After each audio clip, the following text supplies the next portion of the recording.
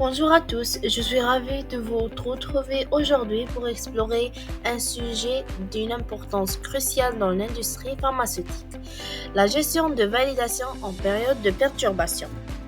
Pour cette présentation, on va entamer ce sommaire-là dans lequel on va commencer avec une petite introduction et quelques définitions clés, mais aussi des défis de validation en temps de crise, des approches stratégiques par la validation, notamment les outils et technologies facilitant la validation. On va entamer quelques exemples dans l'étude de cas et à la fin, on va conclure avec une petite conclusion dans laquelle on va résumer toutes les informations qu'on va aborder dans cette présentation.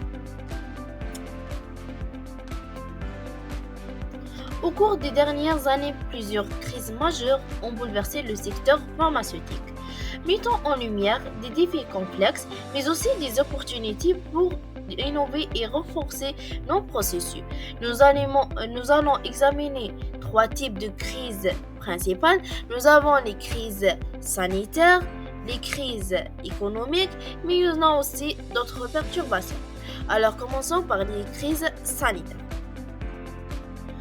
Comme la pandémie de Covid-19 qui a mis le monde entier sous pression, l'industrie pharmaceutique a dû répondre à une demande exponentielle en vaccins, équipements médicaux et des tests, tout en respectant des délais extrêmement courts.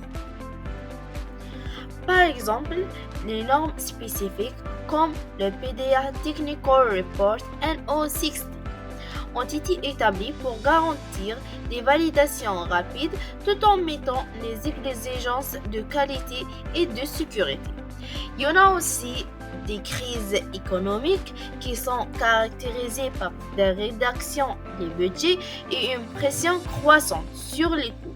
Cela complique l'application stricte des bonnes pratiques de fabrication, les PPF, telles qu'elles sont décrites dans des documents de référence comme les CHQ7. Il y en a aussi d'autres perturbations, notamment les catastrophes naturelles, mais aussi des conflits géopolitiques qui perturbent gravement les chaînes d'approvisionnement mondiales et le fonctionnement du personnel. Malgré ces difficultés, la validation des processus reste un pilier fondamental pour garantir la qualité, la sécurité, mais aussi la conformité réglementaire des produits pharmaceutiques. Pour commencer, qu'entendons-nous par validation dans ce contexte? Selon la définition donnée par les CHQ8, la validation est l'obtention de preuves documentées montrant qu'un processus ou un système donne des résultats conformes aux spécifications prédéfinies. Elle se décline en plusieurs types, chacun essentiel pour l'assurance qualité. Il y en a trois types. Il y en a validation des procédés qui garantit que la fabrication des médicaments produit des lots homogènes et conformes. On a aussi validation des équipements comme les stérilisateurs ou les lignes de production pour garantir leur bon fonctionnement. Et on a validation des systèmes informatisés tels que les LIMS, Laboratory Information Management System, ou les ERP, Entreprise Resource Planning, utilisés pour centraliser et analyser les données critiques. Ces validations s'inscrivent dans le cadre des bonnes pratiques de fabrication, les BPF, qui visent à limiter les risques liés aux variations de procédés, aux erreurs humaines et aux contaminations. Pour y comprendre la validation, donc, on est obligé de connaître tous les types de crises. On a entamé ce point-là dans l'introduction. On a dit qu'il y en a plusieurs types de crises. Il y en a 4. Donc, nous avons les crises sanitaires comme la pandémie Covid-19. Il y en a économiques comme l'inflation, pénurie des matières premières. Il y en a aussi les crises environnementales, inondations, tremblements de terre. Donc, ces crises environnementales peut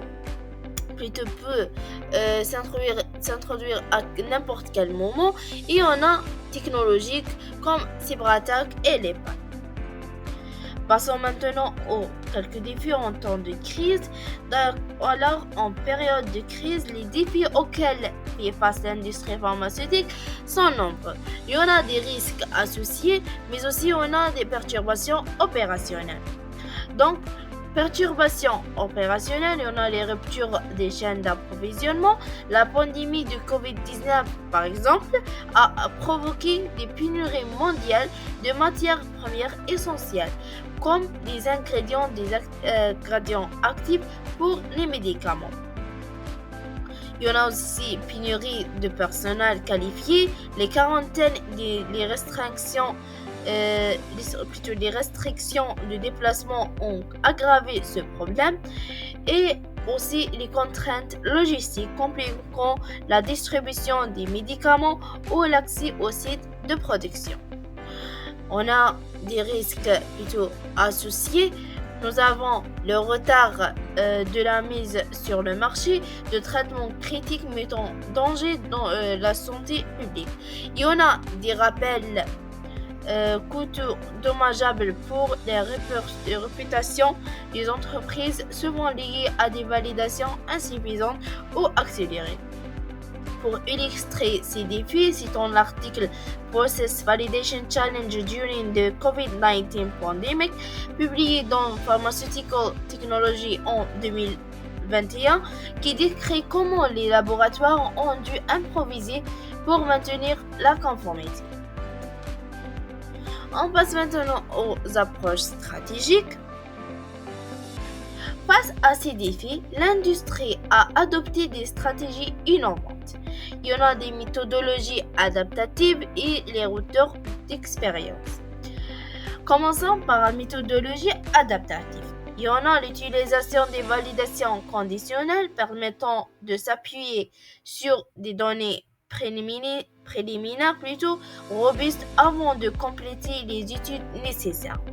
Il y en a aussi l'application de la gestion des risques de qualité, les CHQ9, pour identifier et prioriser les étapes critiques dans des conditions d'incertitude. On a aussi les retours d'expérience dans lesquels on a développement de plans de continuité opérationnelle pour anticiper et répondre aux crises futures. Et l'intégration des cycles d'amélioration continue conformément aux lignes directrices, les CHQ10.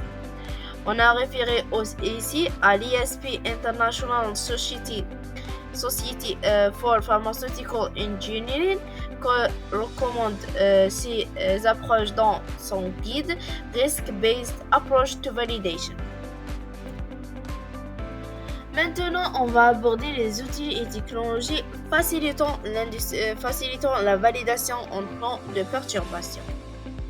Les outils numériques sont devenus indispensables pour assurer la validation en période de crise. Il y en a des systèmes informatisés et des outils numériques.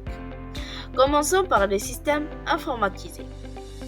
Les LIMS, donc Laboratory Information Management System, qui permettent de gérer et de centraliser les données critiques des laboratoires, et on a les ERP, Entreprise Ressources Planning, pour suivre les matières premières et la coordination des processus. On a aussi les outils numériques. Donc, des logiciels comme Minatape ou GMP ont été utilisés pour optimiser les processus et réduire les variations. Et on a aussi l'intelligence artificielle qui permet d'anticiper les besoins en validation en temps réel. Selon The Role of Digital Tools in Process Validation, Journal of Pharmaceutical Innovation 2023, ces technologies ont considérablement réduit les délais de validation. On passe maintenant aux études de cas. Pour mieux comprendre ces concepts, examinons quelques exemples concrets. Il y en a abordé 3 exemples réels. Donc, il y en a Pfizer et BioNTech, Roche Diagnostic et on a Sanofi. Commençons donc par Pfizer-BioNTech. Leur validation accélérée pour les vaccins de COVID-19 a été possible grâce à des études cliniques en parallèle et à technologie avancée. Il y en a comme d'autres exemples, Roche Diagnostic maintient des processus de validation en période de perturbation grâce à une digitalisation avancée. Donc, grâce à cette digitalisation proactive, l'entreprise a maintenu sa conformité malgré les perturbations logistiques. Et on a Sanofi, donc planification proactive pour gérer les validations en réponse à la pénurie de matières premières. Donc, on explique ça. Donc, la société a géré proactivement les pénuries des matières premières grâce à une planification rigoureuse et des outils de simulation. Ces exemples sont documentés dans Pharmaceutical Engineering Journal, montrant comment l'innovation peut transformer les crises en opportunités. En conclusion, la validation reste un pilier essentiel pour garantir la qualité, la sécurité des médicaments, même dans les contextes les plus difficiles. L'adoption d'outils numériques, la gestion proactive des risques et leur retour d'expérience sont des solutions durables pour renforcer les pratiques existantes.